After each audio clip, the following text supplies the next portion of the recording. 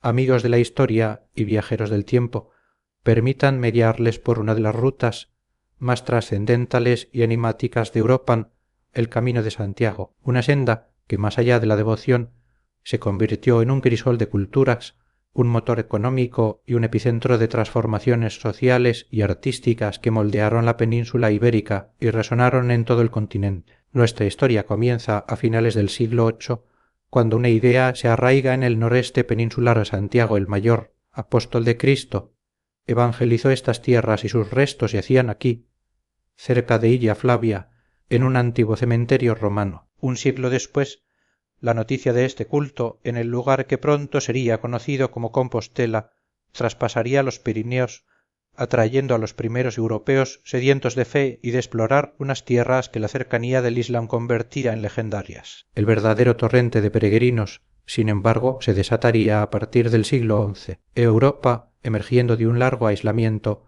iniciaba una era de intercambios y contactos. En el ámbito religioso, la peregrinación se erigía como la forma más extendida de devoción, con Roma, Jerusalén y Santiago como sus grandes faros. Mientras Roma era el destino de todos los caminos y Jerusalén se abría a través de las cruzadas, los monarcas de Navarra, Aragón y Castilla y León se convertirían en los grandes facilitadores del viaje a Compostela, invirtiendo en puentes, reparando caminos y edificando hospitales y albergues para los caminantes. De las muchas vías que convergían en la tumba del apóstol, una se alzaría como el camino por antonomasia, el camino francés. Naciendo en los puertos pirenaicos de Somport o Roncesvalles, los peregrinos se unían en Puente la Reina para luego trazar una ruta vital por Estella, Logroño, Nájera, Santo Domingo de la Calzada, Burgos, Sagún, León, Astorga, Ponferrada, hasta la ansiada Santiago. No sólo era una ruta física, sino una vena por la que corría la vida de toda una civilización. Pero el camino era mucho más que una simple ruta de fe. Su existencia, o la creencia en ella, de un hecho histórico dudoso como el enterramiento de Santiago en Galicia, tuvo consecuencias de una trascendencia inmensa. Lo crucial no era la certeza arqueológica, sino que los hombres medievales lo creyeron y actuaron en consecuencia. El historiador, entonces, debe indagar en el porqué de su invención y difusión. El descubrimiento del sepulcro coincidió con la llegada de mozárabes al reino astur-leonés, huidos de al-Ándalus. Estos deseaban afirmar su identidad política y religiosa, distanciándose del emir cordobés y de una jerarquía eclesiástica toledana que con el adopcionismo de Lipando se percibía como herética. El monarca astur-leonés y sus mozárabes aliados aprovecharon esta coyuntura para romper los lazos con Toledo, sentando las bases de una independencia eclesiástica que requeriría una nueva afirmación de su personalidad. La restauración de la metrópoli bracarense y la elevación de Oviedo como cabeza de su iglesia fueron pasos clave,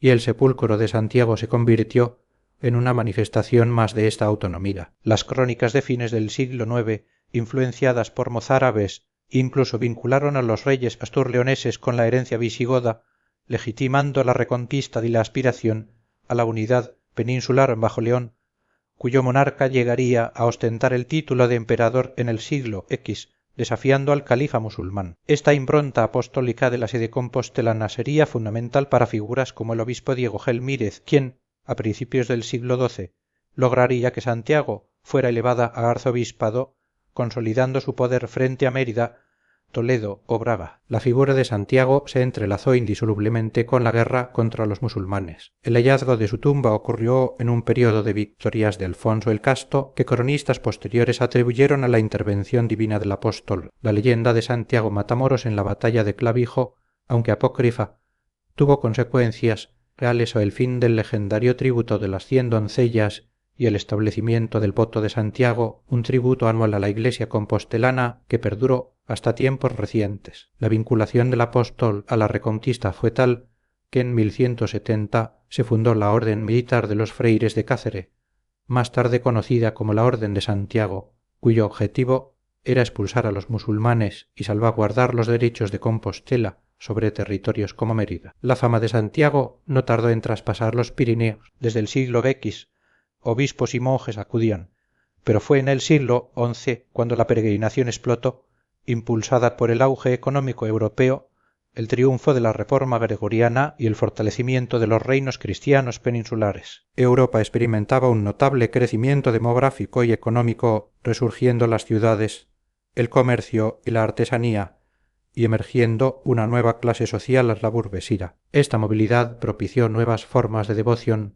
como la peregrinación, y la península, con sus tierras incultas, oportunidades para guerreros y mercados exóticos, ofrecía un atractivo irresistible. Piedad e interés, así, se mezclaban en la senda jacobea. Roma, a través de la promoción de monjes cluniacenses y guerreros para la reconquista, indirectamente favoreció la ruta. Los cluniacenses impusieron el rito romano y la hegemonía papal, mientras los caballeros, motivados por la fe y la fortuna, encontraban en la guerra contra los infieles una misión legítima, como demostró la ocupación de Barbastro en 1064, precursora de las cruzadas. Los monarcas peninsulares, por su parte, impulsaron esta inmigración. Alfonso V de Castilla y Sancho Ramírez de Navarra eximieron de peajes, garantizaron la seguridad y facilitaron el viaje con infraestructura, pero sobre todo crearon ciudades y concedieron fueros a los francos extranjeros, atrayendo hombres de armas, pobladores, artesanos y mercaderes que revitalizarían la economía y la conectarían con Europa. El camino,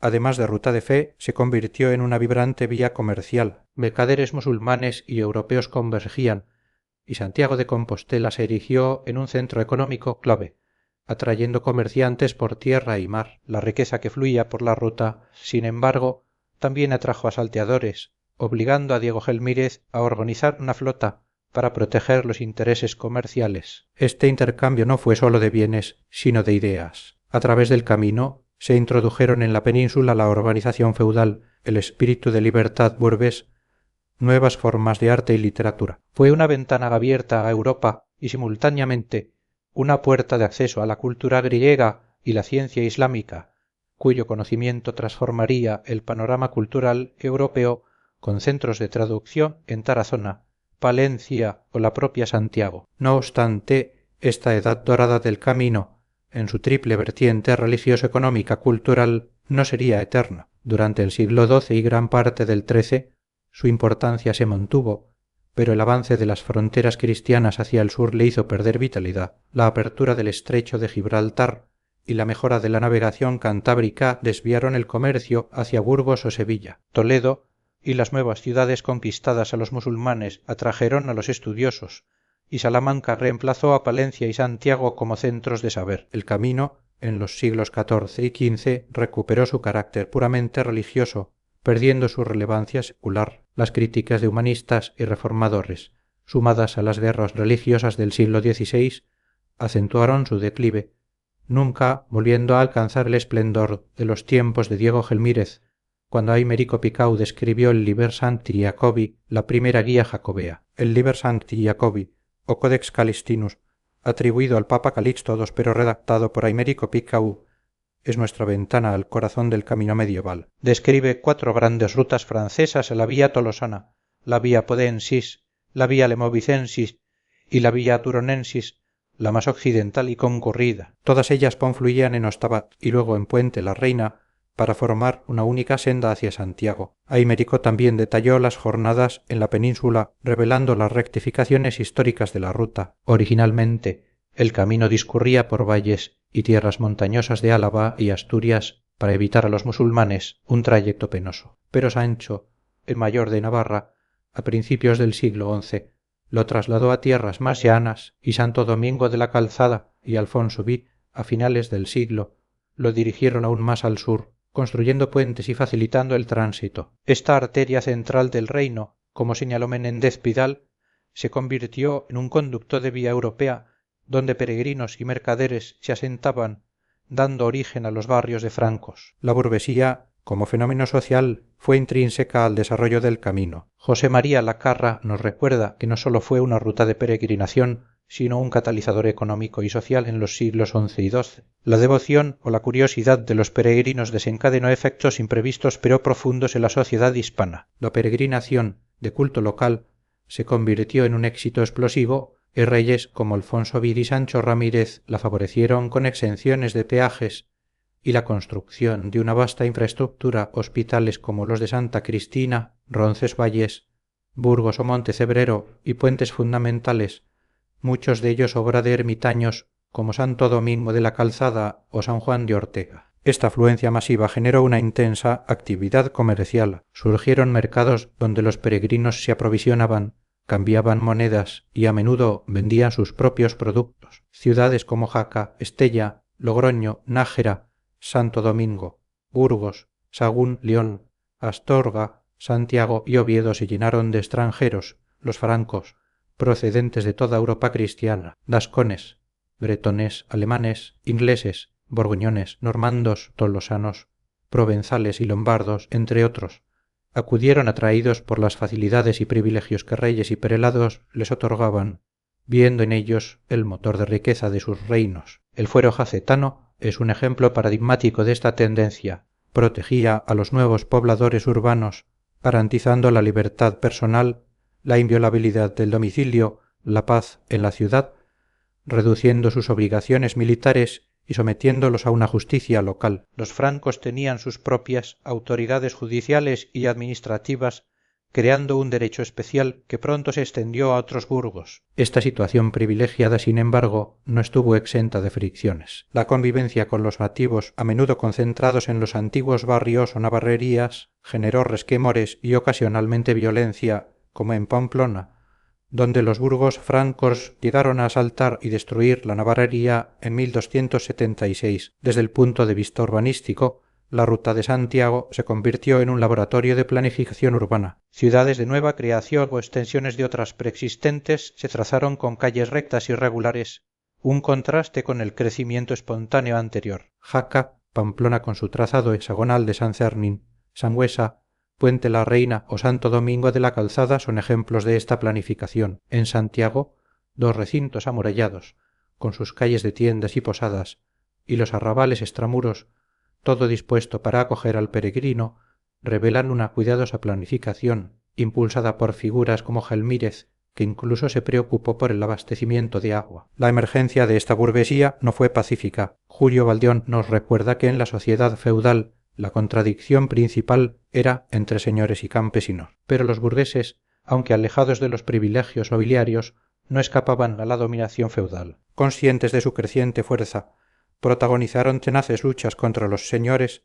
agrupándose en comunas para arrancar libertades personales y autonomía de gobierno. El Camino de Santiago fue escenario de estas revueltas comunales en la primera mitad del siglo XII, con focos en Sagún, Carrión, Lugo y Santiago. La revuelta de Sagún 1110-1117 es un caso paradigmático. En torno a su monasterio benedictino, un burgo cosmopolita de artesanos y mercaderes se había desarrollado. El fuero de Alfonso vi 1087 ratificaba los derechos señoriales del abad, incluyendo monopolios como el del horno. Los burgueses resistieron, logrando suprimir algunas obligaciones. La tensión estalló en 1110 con los ricos y nobles burgueses, apoyados por tropas aragonesas, levantándose contra el abad y los monjes, y sumándose a ellos personas muy viles y campesinos de los alrededores, quienes se negaban a prestar servicios, actuando a manera de bestias fieras. La conjunción de revueltas, apoyadas incluso por clérigos seculares, puso al abad en una situación crítica. Aunque las revueltas se reprodujeron en 1115,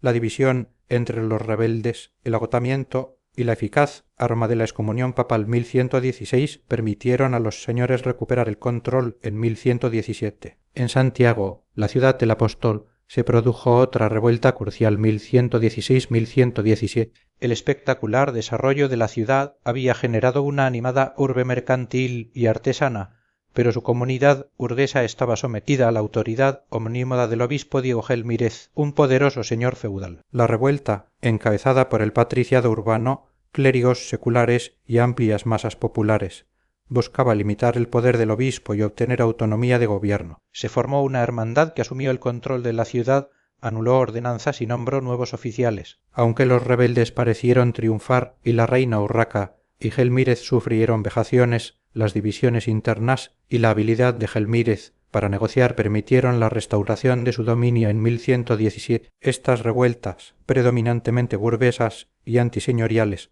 buscaban objetivos económicos a la supresión de trabas al comercio, el control directo del mercado y una mayor participación en la renta feudal. La burguesía buscaba su lugar dentro de la estructura feudal, no su destrucción. El camino, además de crisol social, fue un camino de creatividad, especialmente en el románico, su gran momento. Joaquín Yarzaloaces distingue entre un arte en el camino y un arte del camino. El primero, el más importante, se inscribe en el contexto general de la Europa medieval de crecimiento económico, reforma gregoriana y la influencia de Cluny, que favorecieron el desarrollo de un arte románico con elementos comunes. Este arte románico, a menudo de influencia francesa, se impuso en la península, sustituyendo a las pervivencias del arte mozárabe, lo que constituyó la mayor importancia artística del camino. Las iglesias de peregrinación, con la Catedral de Santiago como su culminación, son un ejemplo de arquitectura funcional adaptada